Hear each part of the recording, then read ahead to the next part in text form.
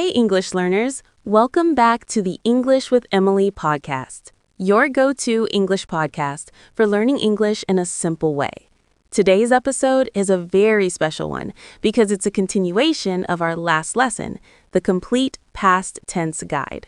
Yes, and wow, the response to that video has been amazing. So many of you joined in the comments, writing your own sentences in past tense, and we must say you are doing wonderful.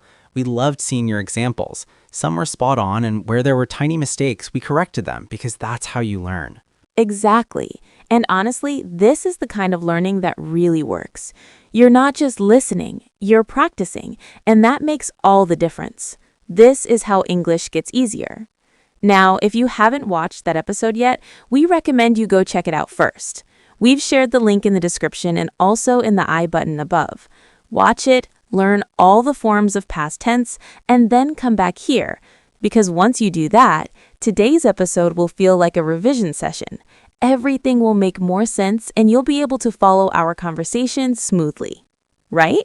It will click even better. Think of this episode as putting all those tenses into action through stories and conversation. So let's dive in. Today, we're going to use all the past tense forms in real conversation, showing you how they work in daily life. And here's a tip, learners. We recommend you keep the PDF guide from the last episode in front of you. It has the structures of all the past tenses. Yes, because as we talk, you'll actually see those structures in action. That way, you're not just hearing examples, you're connecting them to the rules. Exactly. Think of it like a live demo. You've got the formula, and now we'll plug it into real situations. All right, let's make this fun. Do you remember that actor we saw last week? The one who looked like he had stepped straight out of a Marvel movie? Whoa, yeah, he was wearing those sunglasses indoors like he owned the place. Exactly. And people were staring at him. I mean, he walked in, he ordered a coffee, and by the time he left, half the cafe had already taken photos. Uh-oh, classic. And here's the twist. I had actually seen him once before at an airport. He had been signing autographs for like 2 hours straight. No way. That's wild. So technically, you had already met him before we bumped into him last week. Yep, and honestly, by the time we got home, I had already told the story to like 5 friends. That actually reminds me of something. Do you remember the concert in LA? The one where the lights went out in the middle of the song? Oh yes, the band was playing their biggest hit, and suddenly everything just stopped. People were shouting, some were laughing, and a few fans had already left before the power came back. Yeah, and the lead singer, he had already sung that song 1,000 times before, but that night it had been building up to the best part, and boom, blackout. I'll never forget it. Honestly, I had been waiting for that moment all night. Speaking of waiting, remember that taxi ride in New York? The one where the driver missed 3 turns in a row? Don't remind me. We were trying to catch our flight, and the guy kept saying, "Relax, I know a shortcut." By the time we arrived at the airport, the plane had already taken off. Yep, and we were running through the terminal like maniacs. I swear people must have thought we were in some kind of action movie. Yeah, 2 lost heroes who had already lost the bottle. But hey, speaking of movies, wait till you hear about the hotel I stayed in last year. Honestly, it felt like I was trapped inside a horror film. Uh-oh, this already sounds spooky. What happened?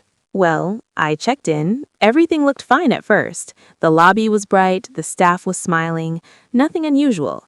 But around midnight, when I was trying to sleep, the lights suddenly went off.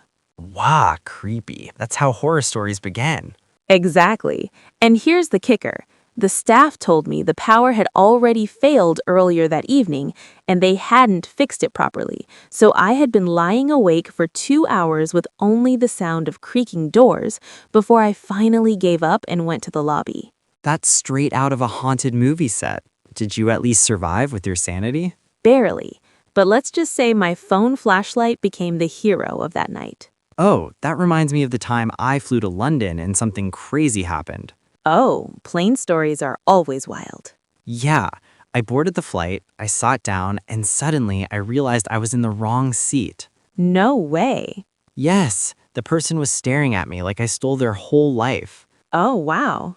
And the funny part, they had already complained to the flight attendant before I even said a word. Brutal.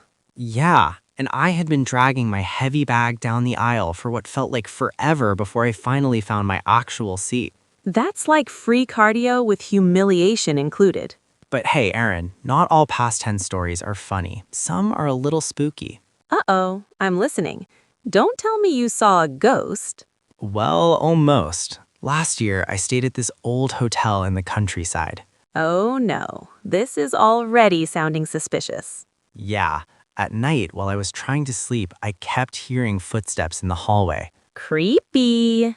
And when I checked with the manager the next morning, he said the room above mine had already been empty for years. No way. That gives me chills.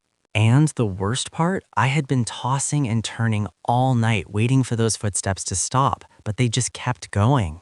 Okay, that's it. Remind me never to travel with you. You either miss buses, get lost at airports, or end up in haunted hotels. Hey, at least my stories keep the tenses alive. We've been through a lot today. Funny weekends, missed buses, haunted hotels, even concerts. Yeah, basically a whole Netflix series in one episode. But here's the important part. In every story, you saw how the past tenses work. Exactly. Simple past for finished actions, past continuous for what was happening, past perfect for what had already happened, and past perfect continuous for actions happening over time before something else. And when you put them together, you can tell any story from your life. Funny, spooky, or even embarrassing. That's the power of past tenses. They give your stories life. Now it's your turn, learners. In the comments, write your own little story using all 4 past tenses. Don't worry if it's short, just try. Yes, practice is what makes it stick. And remember, we've put the full PDF guide in the description. Inside, you'll find the structures, examples, and 150 most common irregular verbs. Keep it close, keep practicing, and soon the past tense won't feel scary at all.